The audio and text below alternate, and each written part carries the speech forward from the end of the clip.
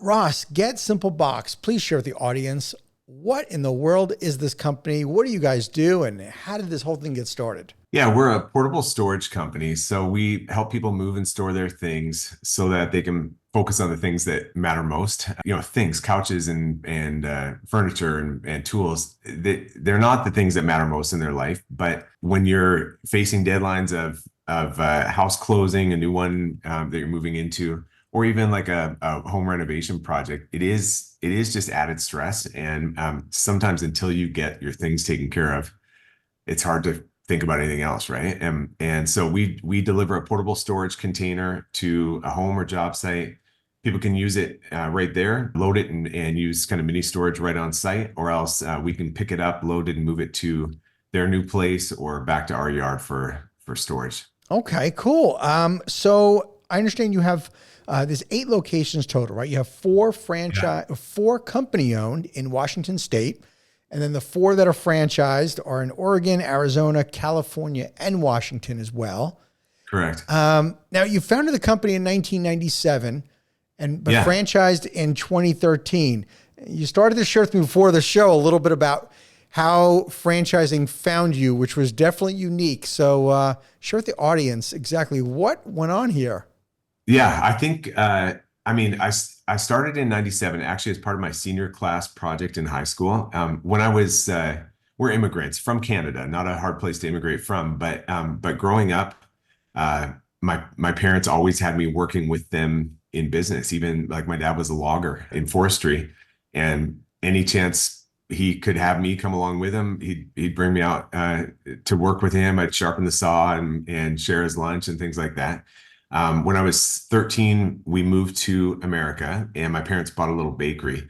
And I just watched them just hustling, like baking all night long, Mhm. opening up, 5:30 a.m. for those early customers and then serving them all day. And you're trying to make it like a nickel off of each off each person that shows up and then hope they all come back the next day. And unfortunately, the bakery, right when they bought it and we got started, then the city did a road and sewer and water line reconstruction project. So it just made it that much harder. And I just remember, like as a teenager, we had to make this succeed without it had to grow and not take any American jobs. And I just remember seeing like the stress in my parents' eyes every night, just hustling and wanting to serve with excellence. And I saw that and I wanted to do business, but I didn't want it to be something that required me to work all night and all day and hope for the best. So we had a customer of ours at the bakery that would come in. He'd roll up in his Mercedes and he was just going golfing and he was, slow sipping coffee, eating donuts. And I thought, okay, this guy must be successful. So Right. I just sat down with him and asked him, hey, what do you do for business? And he Uh-huh. says, oh, mini storage. I own mini storage. And so every day he'd come in and I'd ask him another question about mini storage. And over time, he kind of mentored me on what residual income would look like Uh-huh. for business instead of the like restaurant or bakery. And so when I was senior in high school, not a great student, my one teacher that was in charge of senior class projects announces, hey, in order to graduate, you have to do a big project and take as much time out of school as you need to work on this project. But it's really important that it be something big that shows that you can kind of make it in the real world. And so I just heard her say, like, take as much time as you need outside of school. How much time could I take outside if I was? She's like, well, it better be a big project, but as long as you're working on your project, you don't need to be here at school. And so I had saved up for a 1968 Ford Mustang Fastback was my high Oh. school car. I'd worked since I was 13, worked washing dishes and stuff. And I sold the car, took the money, got a little warehouse space, and started building mini storage units. And that grew, filled that space up, and then we ended up getting into portable storage to help kind of handle the wait list. And the portable storage company grew from that, definitely overtook the regular mini storage company. But yeah, years passed. Friend of mine that we had done some family ministry with, just trying to help build strong marriages and families. And they had been working as missionaries and were just coming to the end of that season. And he was looking for a job. And I was like, I don't think I have a job, but hey, this storage thing we're doing it's great. Would you want to just do this? Something just like what we're doing. He was like, yeah, absolutely. That sounds great. He cashed out his 401k and we signed a little agreement basically, but like, hey, we'll work together to help you set this up, use our brand name, send us a little fee every month. And then we never thought about it for 7 years, really, right? And then 2020, I start thinking like, okay, where's this company going to hit as we grow? I knew I wouldn't necessarily have the ability to expand to many more locations on my own, keeping it all corporate. And so I thought, man, I should look into franchising. So I picked up a book it was Mark Siebert on it's like the book on franchising, right? Yeah. So I'm listening to Mark's book, chapter 1, it's saying like, oh, you probably are franchising. Right.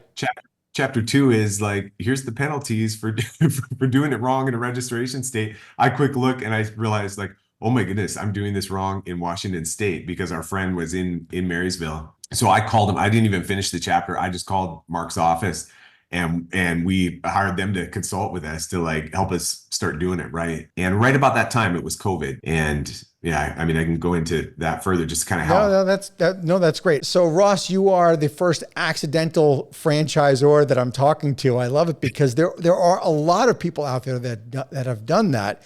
It's interesting because like the IFA will talk about like how many people are franchised and, is it 3,000 franchisors? Is it 4,000? Heck, it could be even a lot more because there are other people that have forged these relationships all with the best intentions, but didn't realize that they were really franchising. So I'm glad you hired Mark and you got that all straightened out. So what's been your franchise journey been like since? Oh, I feel like in many ways we're racing to catch up to where we should have been. Had I thought of myself as being a franchisor and made that my top priority, we'd be in a different spot. But it's okay.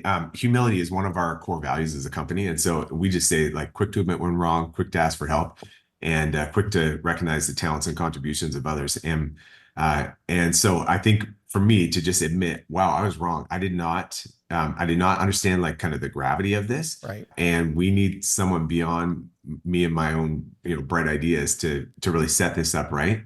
But over these last few years, it has been incredible. It has been a shift from me thinking corporate locations to how do we help these other locations really get started, thrive, grow, scale.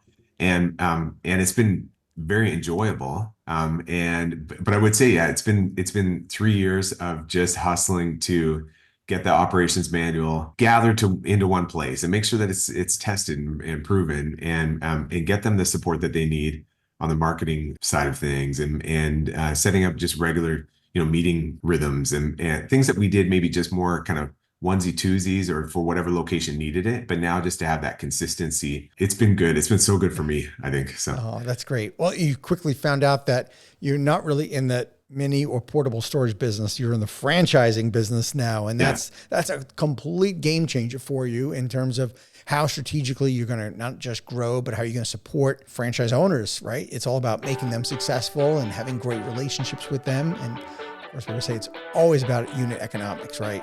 Absolutely. Yeah. Thank you for tuning into the Emerging Franchise Brands podcast.